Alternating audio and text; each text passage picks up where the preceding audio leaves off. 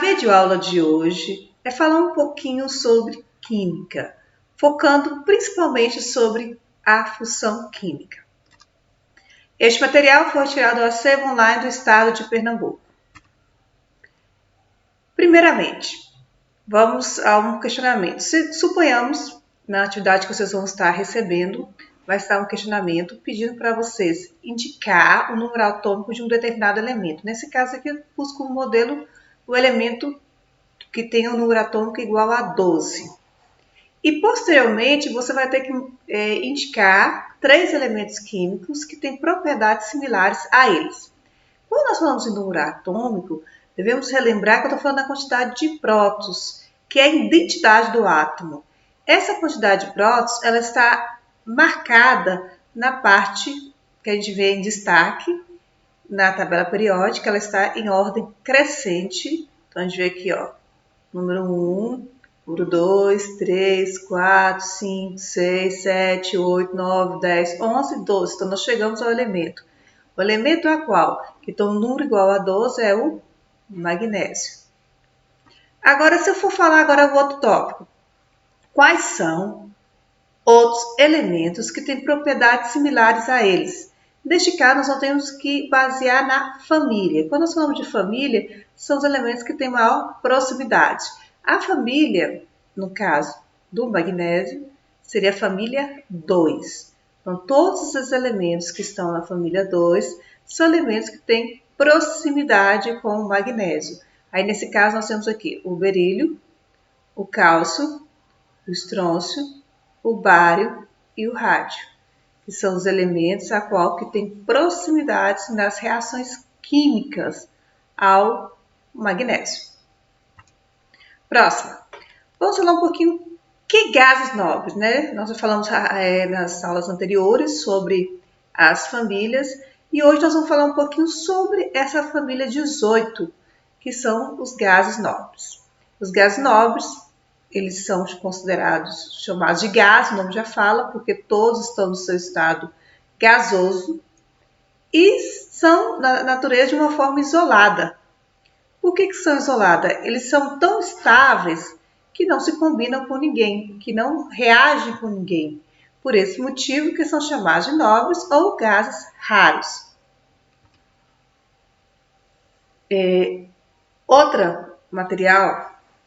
Outro questionamento que vocês vão se deparar nas atividades dessa semana será para a gente falar um pouquinho desse alumínio. Então, eu vou dar algum elemento químico para vocês. Nesse caso, eu escolhi o alumínio. Qual seria o objetivo de vocês? Seria, na tabela periódica, localizar aonde se encontra o alumínio. Lembrando para vocês que essa tabela minha não está com nome, essa tabela que eu vou estar mandando para vocês, vocês vão estar apresentando o nome do elemento químico. Então, além do símbolo, vocês têm o nome do elemento químico. Então, vocês vão ter que localizar o nome alumínio. Nesse caso, nós vamos deparar aqui. Aqui está o nosso alumínio. E dessa forma, perguntar qual é o símbolo? AL. Depois do símbolo, vou questionar. Como que eu vou indicar a quantidade de prótons e de elétrons desse alumínio? Lembrando que a quantidade de prótons já é me dada. Na parte de cima aqui, ó, é a identidade do átomo, que é o número 13. A quantidade de elétrons, como eu estou falando de um átomo neutro, a quantidade de elétrons é igual. Nós temos 13 prótons e 13 elétrons. E o estado? Nessa tabela, vocês vão observar que a característica que nós estamos tendo aqui é que os elementos que estão no seu estado sólido, a coloração é preta, é escura. Os elementos que estão no seu estado gasoso, olha aqui, ó, a numeração do número atômico está marcado com números marcados pela cor vermelha. E os estados, as matérias que estão com o seu estado líquido, a coloração ela está azul. Dessa forma, o nosso alumínio, como está com coloração preta, o estado dele é sólido. Se a gente for localizar agora período e grupo, como é que eu localizaria esse período? Primeiro, segundo, terceiro período e grupo 13. Então, esse é um modelo que vocês deverão fazer quando der para vocês um elemento químico, pedindo para você localizar e caracterizá-lo, que você consegue adquirir nessa tabela periódica. Outra questão é quando nós vamos trabalhar um pouquinho com distribuição eletrônica. O nome já fala distribuição de elétrons. Então, um átomo, o elétron é distribuído em camadas. Então, como mostramos aqui abaixo. Nessas camadas, vocês vão observar que na camada K eu apresento 2 elétrons. 1, 2. Na camada L, ele tem 1, 2, 3, 4, 5, 6, 7, 8 elétrons. Na camada N, 1 elétron. Se eu tenho essa distribuição de elétrons, quantos elétrons ao todo ele tem? 2 mais 8, 10, 10 mais 1, 11. Então, esse elemento tem 11 elétrons. E quando nós temos essa distribuição eletrônica, mostrando, eu estou falando de elétrons, átomo que está no seu estado neutro. Então, considerando o átomo como neutro, ele vai ter 11 elétrons. Quem é esse átomo? Então, para isso, vocês vão ter que usar a tabela periódica. Lembrando que ele tem 11 elétrons. Para ele estar no estado neutro, ele também vai ter que apresentar 11 prótons. Então, nesse caso, eu estou falando do sódio, que é a qual ele tem 11 prótons e dessa forma também vai apresentar 11 elétrons. Nós vamos ter aqui o elemento químico é o sódio, o nome do elemento sódio e o símbolo é o sódio, mostrando que se eu apresentar a vocês uma distribuição eletrônica de elétrons, eu consigo claramente identificar quem é esse átomo, baseando que esse átomo está no seu estado neutro. Funções inorgânicas. O que são funções inorgânicas? São a gente poder identificar quem são ácidos, bases, sais e óxidos. Nós vamos iniciar primeiramente pelos ácidos. Qual a característica dos ácidos? Ácidos são moléculas que, quando estiver presente em água, nós vamos apresentar um cátion H+. Olha aqui, ó. Aqui eu tenho um ácido, esse no caso aqui é o ácido muriático. Na presença de água, nós vemos o surgimento de um cátion H+. O que acontece com esse processo de ionização? Vou dar um exemplo aqui, igual outros exemplos, para vocês entenderem a característica desse ácido. Então, todo ácido, na presença de água, nós temos, quando ele dissocia, começa a surgir o H+. Na presença de água, nós temos aqui o H+, mais F. Água, H+, mais SO4. Então, nós temos aqui a característica do ácido. Água, nós temos esse H+. O que vocês conseguem observar? Que sempre o elemento químico H+ vai estar no lado esquerdo, sempre. Então, nós sempre notar essa característica. Ele tem uma boa condução de eletricidade. Lembrando que nós temos vários experimentos a qual nós podemos utilizar ácidos para ligar a um pequeno dispositivo, como por exemplo uma luz pequenininha de LED. Sabor azedo, como limão, por exemplo. Então, se você for experimentar alimentos ácidos, você consegue perceber que eles são azedos. Limão, acerola. Mas lembrando que a gente não deve experimentar todos os ácidos, porque a grande maioria são tóxicos e corrosivos, como o caso do HCl, que é o ácido muriático, que é tóxico e corrosivo, e por isso nós não devemos experimentar. Vamos falar um pouquinho função e aplicação dos ácidos. Os ácidos, eles estão presentes no nosso material genético, no caso do nosso DNA. Ele está presente em alguns medicamentos, como o chamado AS, que é muito utilizado no nosso dia a dia como analgésico, e para inibir a agregação das plaquetas, por isso que isso aqui é um fator interessante, porque não podemos fazer uso se nós tivermos suspeita de dengue. Como ácido nítrico, esse ácido nítrico é usado em fazer explosivos e fabricação de plásticos. Para você adquirir e ter direito a um ácido nítrico, você tem que ter autorização, que é através dele que se faz explosivos. Então, temos uma forma de fiscalização que, para alguém quiser adquirir, tem que ter autorização. Temos aqui no outro caso aqui, o ácido carbônico, que nesse caso é para a produção de refrigerantes. Os refrigerantes nossos são enriquecidos com esse gás. ácido acético, que está presente no vinagre e muito utilizado no passado e até nos dias de hoje, esse vinagre. Nós temos outro caso, outras utilidades, que seria ácido clorídrico, que é o ácido muriático. Lembrando para vocês que ainda não está, mas lembrando, nós vamos trabalhar esse ano, que é esse mesmo ácido clorídrico que está no nosso estômago. Ácido cítrico, ele está presente em frutas cítricas. Aí nós vamos lembrar, como eu falei antes, limão, acerola, laranjas são exemplos de alimentos cítricos. Ácido fúrico, utilizado muito em baterias de automóveis, fertilizantes, produção de adubos. Agora vou falar um pouquinho das bases. O que as bases têm em comum? As bases, quando a gente fala das bases, nós vamos falar que elas se dissociam em água, liberando uma hidroxila, que nós chamamos OH. Reparando aqui, ela na presença de água, nós temos a presença da hidroxila. Esse aqui, NaOH. MgOH2, na presença de água, nós temos aqui a hidroxila aparecendo.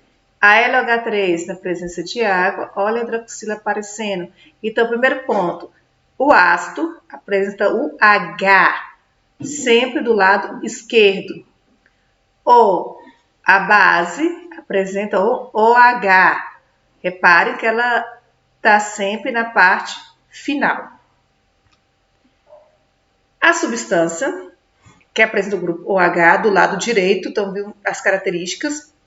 Esse OH está no lado direito e o H, no caso do ácido, do lado esquerdo. E ela tem boa condução de eletricidade, são condutoras de energia. Se você misturar ela em substância aquosa, dá para se ligar, e também pequenas lâmpadas LEDs. Sabores adstringentes, quando eu falo chamar de sabor adstringente, estou falando sabor da banana verde, que fica prendendo a nossa língua, que fica amarrando, igual, por exemplo, caju também, que é um sabor adstringente. Vamos ver agora as aplicações dessa base, onde nós utilizamos. Nós utilizamos essa base em leite magnésio, para combater a acidez estomacal, no cal, que é usado muito na argamassa, hidróxido de sódio, que é a chamada soda cáustica, que ela é utilizada muito dentro da nossa casa para desentupir canos, hidróxido de amônio, que é usa muito para fazer produtos de limpeza, que é fazer sabão. E nesse ponto agora nós vamos falar um pouquinho para indicar ácido e base. Nós já vimos que ácido, lembrando, H no início, a base ou a hidroxila OH no final, que é o lado direito. E no laboratório, eu já falei antes, que temos muitas substâncias tóxicas. Os ácidos e bases presentes nos laboratórios, a grande maioria são tóxicos, porque não devem ser consumidos. E se você tiver uma situação que essas substâncias se misturaram lá, você perdeu a identificação, a gente pode identificá-los para melhor localizar que produto químico é aquele que você está lidando. Uma das formas de você identificá-lo é usar o chamado indicador. Esse indicador no laboratório nós temos dois, a fenolftaleína, que é um líquido. Essa fenolftaleína, ela vai ter uma cor incolor na presença do ácido e na presença da base, a coloração rosa. Lembrando que também na presença do neutro, ela também continua com sua coloração incolor. O papel de tornação é uma fitinha que você compra de papel. Essa fitinha de papel, ela vai ter ácido, ela é rosa, então nesse caso aqui é ácido, e a base é a coloração azul. Então, você colocar no líquido, ela vai mudar de coloração e vai indicar se você está perante um ácido ou uma base. Temos também indicadores naturais. Além da hortênsia, que eu vou explicar para vocês, nós temos um muito utilizado também, que é o repolho roxo, que você pode bater no indicador, coar e utilizar dentro da sua casa com os detergentes, com os produtos que você tiver, para indicar se é ácido ou base. A hortênsia, ela é outro indicador natural que existe na natureza e a sua coloração vai variar de acordo ao solo. Então, dessa forma, a hortênsia que tocou azul é porque o solo é ácido. A hortênsia que tem coloração mais rosa é porque o solo é alcalino. pH vai nos indicar sobre a questão se o meu é ácido, básico ou neutro. O pH ele varia de 0 a 14. O neutro, que é o pH 7. Quando a gente fala assim, esse produto é neutro, então o produto tem um pH igual a 7. Então, lembrando que sempre a gente trabalha muito com criança para comprar produtos de sabonete, shampoo. Sempre nós procuramos os chamados produtos neutros para lidar com a criança. Então, estou falando de produto com pH 7. Agora, quando nós falamos de um material, coisas ácidas, as coisas ácidas estão abaixo de 7. Então, eu tenho vinagre, que é ácido, suco de limão, ácidos de bateria, o leite. Então, tudo que está abaixo de 7 eu chamo de ácido. Acima de 7, eu estou perante de uma base. Então, bicarbonato de sódio, que tem pH em torno de 8. Leite magnésio, amônia. Então, são exemplos de materiais que a qual tem um pH mais básico. Óxido. A característica do óxido é porque ele é um composto binário formado por 2 elementos. E nenhum desses elementos obrigatoriamente é o oxigênio. Então, é uma característica. E para vocês entenderem melhor, os óxidos podem ser classificados em óxidos básicos, ácidos e óxidos também neutros. Então vamos ver aqui. Aqui eu estou perante um óxido. Como é que eu sei que é óxido? É binário, 2 elementos, e um desses elementos, obrigatoriamente, nós temos o oxigênio. Se eu tenho um óxido que na presença de água vai dar origem a uma base, eu chamo de óxido básico, porque na presença de água ele vai dar origem a uma base. Óxido ácido, se eu tenho um óxido que na presença de água me dá origem a um ácido, eu chamo de óxido ácido, porque ele quando reage com a água, deu origem a um ácido. Óxidos neutros, eles não vão reagir com a água nem com o ácido e nem com a base. Então, dessa forma, nós chamamos deles de um óxido neutro, porque ele não se reage. Função e aplicação dos óxidos. A gente vai ver quanto que tem utilidade esses óxidos. Nós temos o peróxido de hidrogênio, que é conhecido como água oxigenada, utilizado na nossa casa como antisséptico, para limpar ferimentos, você machucou, muitas vezes a gente coloca essa água oxigenada. Dióxido de silício, que é um dos componentes mais comuns nas rochas, dos cristais na Terra. Óxido de cálcio, que é o cal, ela é utilizada na agricultura para diminuir a acidez do solo e também ajuda a preparar argamassa na construção civil. Óxido nitroso é um óxido que, quando inalado, dá uma euforia. Então, é preocupante, né? Pode causar problemas de saúde, tem que tomar cuidado. E ele também é utilizado em anestésico para anestesiar as pessoas antes da cirurgia. Outros óxidos, nós temos monóxido de carbono. Esse monóxido de carbono é aquele gás que sai durante as queimas dos carros e também das metalurgias, das indústrias. A água que todos nós conhecemos, ela é considerada um óxido, olha aqui a composição, binário, com oxigênio em sua composição. Gás carbônico, que é o gás que nós liberamos no processo de respiração. Óxido de zinco, que é um pó branco usado na pintura de rosto de palhaço. Sais. Sais são compostos que apresentam ao menos um cátion que é diferente do H, um átomo diferente de OH, quer dizer, então ele não vai ter o H de ácido, não vai ter o OH de ânion e também nem vai ter o oxigênio binário. Então, quando ele tem todas essas características, nós chamamos eles de sais. Eles são encontrados na natureza normalmente em seu estado sólido. O sabor deles tem um sabor salgado. Tem alta solubilidade em água e também conduz a eletricidade. Igual eu falei, ele também é um caso também que se água com sal você consegue ligar uma pequena lâmpada LED. Geralmente são sólidos e se você misturar ácido e base, você sempre, quando misturar ácido e base, vai surgir um sal. Uma reação que nós chamamos de neutralização. Função e aplicação dos sais. Ele é utilizado como sal de cozinha, que nós vemos o cloreto de sódio, carbonato de cálcio, que é encontrado no mármore, calcário, calcita, hipoclorito de sódio, que nós chamamos de água sanitária, usado na limpeza, sulfato de cálcio no gesso para imobilizações. Olha toda a utilidade, principalmente com forma de alimento, remédio.